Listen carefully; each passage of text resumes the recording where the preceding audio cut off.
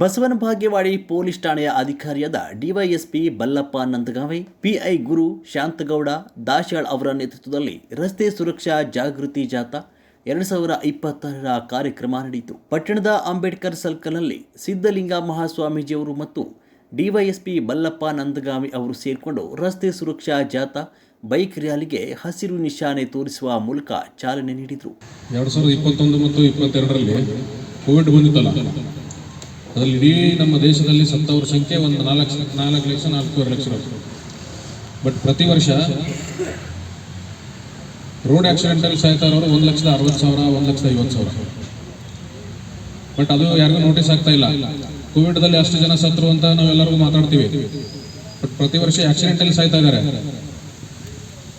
ಅದರಲ್ಲೂ accident majorly ಇದರ ಸಲುವಾಗಿ ಸಾಯ್ತಾ ಇದ್ದಾರೆ. ಒಂದು, ಡ್ರಿಂಕ್ಸ್ ಮಾಡಿ ಡ್ರೈವ್ ಮಾಡೋದು. ನಾರ್ಮಲ್ ಆಗಿ ಒಂದು ನನ್ನ ಮಗ ನನ್ನ ಮಾತು ಕೇಳಂಗಿಲ್ಲ, ನಾವು ನಮ್ಮ ತಂದೆ ಮಾತು ಕೇಳಂಗಿಲ್ಲ ಅಂತಂದ್ರೆ ಅವನ್ ಮಷಿನ್ ನಮ್ಮ ಮಾತು ಕೇಳುತ್ತಾ? ಮತ್ತು ಹಂಗಿದ್ದಾಗ ಕುಡಿದು ಅನ್ಕಂಟ್ರೋಲ್ ಇದ್ರೆ ನಮ್ಮ ಮಾತು ಎಲ್ಲಿ ಕೇಳ್ತಕ್ಕದು? ಆಮೇಲೆ ಈ ಗಾಡಿಗಳು ಹೊಡೆಯೋರೆಲ್ಲ ಎಲ್ಲರೂ ಯೂಶುವಲಿ ಯಾರು ಮನೆಗೆ ಯಾರೋ ಕೆಲಸ ಮಾಡೋರೆ, ಮನೆಗೆ ಒಂದೇನೋ ಒಂದು ಆಸರೆ ಆಗಿರೋರೆ, ಅಂದ್ರೆ ಏನಾದ್ರು ತಂದು ಮನೆಗೆ ದುಡ್ದು ತಂದು ಹಾಕೋರೇ, ಉಳಿದವ್ರು ಯಾರು ಮಾಡಲ್ಲ. ಸೊ ಮತ್ತೆ ಆ ರೀತಿ ಮಾಡುವವರೆಲ್ಲರೂ ರಸ್ತೆ ಅಪಘಾತದಲ್ಲಿ ಏನಾದ್ರು ಪ್ರಾಣ ಕಳೆದುಕೊಂಡ್ರೆ ಪೂರ್ತಿ ಮನೆ ಅನಾಥ ಆಗಿಬಿಡುತ್ತೆ.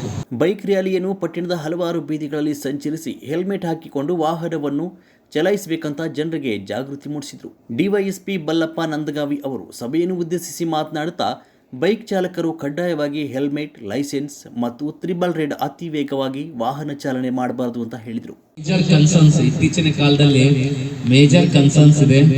ಸೊ ಹೀಗಾಗಿ ನಾವು ಮತ್ತು ಇವತ್ತಿನ ಯುವಕರ ದಿನ, ಸ್ವಾಮಿ ವಿವೇಕಾನಂದ ಜಯಂತಿ ಯುವಕರೆಲ್ಲ ಏನು ಇದು ಮಾಡ್ಬೇಕಂತಂದ್ರೆ ಎಲ್ಲರೂ ಟೀಮ್ ವರ್ಕ್ ಮಾಡಿಕೊಂಡು ಪ್ರತಿ ವರ್ಷ ಏನಾಗುತ್ತೋ ಈ ಸಾವಿನ ಸಂಖ್ಯೆಯನ್ನು ಅಥವಾ ರಸ್ತೆ ಅಪಘಾತವನ್ನು ತಡೆಗಟ್ಟಲು ನಾವೆಲ್ಲರ ಒಗ್ಗಟ್ಟಿನಿಂದ ಹೋರಾಡುವ ಅವಶ್ಯಕತೆ ಇದೆ. ಯಾಕಂತಂದ್ರೆ ಒಬ್ಬ ವ್ಯಕ್ತಿ ಏನೋ ಒಂದು ಕೈಕಾಲು ಮುರಿತು ಡೆತ್ ಆದಂದ್ರೆ ಅವನ ಒಂದು ಬ್ಯಾಕ್ಬೋನ್, ಕುಟುಂಬದ ಬ್ಯಾಕ್ಬೋನ್ ಏನಾಗುತ್ತೆ ಪೂರ್ತಿ ಹೋಗ್ಬಿಡುತ್ತೆ. ಸೊ ಅದನ್ನೆಲ್ಲ ನೋಡ್ತಾ ಇದ್ದೇವೆ. ನೀವೆಲ್ಲ ಹಾಸ್ಪಿಟ್ಲಲ್ಲಿ, ಮಾರ್ಚರಿ ರೂಮಲ್ಲಿ ನೋಡಕ್ಕೆ ಎಲ್ಲ ಫ್ಯಾಮಿಲಿ ಕುತ್ಕೊಂಡು ಅಳುವುದೆಲ್ಲ ನೋಡ್ತಾ ಇದ್ದಾರೆ. ನಮ್ಮಲ್ಲಿ ಹಲವಾರು ಸ್ಪೀಡ್ ಓಡೋದನ್ನ ಒಂದೆರಡು ಹುಡುಗರು ಸ್ಪಾಟ್ ಇದು ಅದು ಪೂರ್ತಿ ಸುಮ್ಮನೆ ಅನಾವಶ್ಯಕವೆಲ್ಲ ಸ್ಪೀಡ್, ಇವೆಲ್ಲ ಕಾರಣದಿಂದ ನಾವೆಲ್ಲ ಸೇರ್ಕೊಂಡು ಇವತ್ತೊಂದು ಬೈಕ್ ರ್ಯಾಲಿ ಮಾಡೋದ್ರ ಮೂಲಕ ಎಲ್ಲರಿಗೆ ಒಂದು ಸಂದೇಶ ನೀಡಬೇಕು. ಏನಂತ ರಸ್ತೆಯ ಸಂಚಾರ ನಿಯಮಗಳನ್ನ ಪಾಲನೆ ಮಾಡಬೇಕು. ಹೆಲ್ಮೆಟ್ ನಮ್ಮ ಪ್ರೊಟೆಕ್ಟಿವ್ ಆಗಿ, ಹೇಗೆ ಮೊಬೈಲ್ ನಾವು ಯೂಸ್ ಮಾಡ್ತೇವೆ, ಮೊಬೈಲ್ ಅತ್ಯವಶ್ಯಕ ಹಾಗೂ ನಮ್ಮ ಹೆಲ್ಮೆಟ್, ಯಾವುದೇ ಮನೆಯಿಂದ ಹೋಗೋಕ್ಕಿಂತ ಮುಂಚೆ ಹೆಲ್ಮೆಟ್ ತಗೊಂಡು ಹೋಗಿ ಬೈಕ್ ಯೂಸ್ ಮಾಡುವಾಗ ಹೆಲ್ಮೆಟ್ ತಲೆಯಲ್ಲಿ ಇರಬೇಕು. ಯಾಕಂದ್ರೆ ಹೆಲ್ಮೆಟ್ ನಮ್ಮ ರಕ್ಷಣಾ ಕವಚ. ಇದೇ ಸಮಯದಲ್ಲಿ ಜಾಗೃತಿ ಜಾಥಾದಲ್ಲಿ ಹಲವಾರು ಪೊಲೀಸ್ ಸಿಬ್ಬಂದಿಗಳು, ಹಲವಾರು ಜನರು ಹೆಲ್ಮೆಟ್ ಧರಿಸಿಕೊಂಡು ಭಾಗವಹಿಸಿದರು.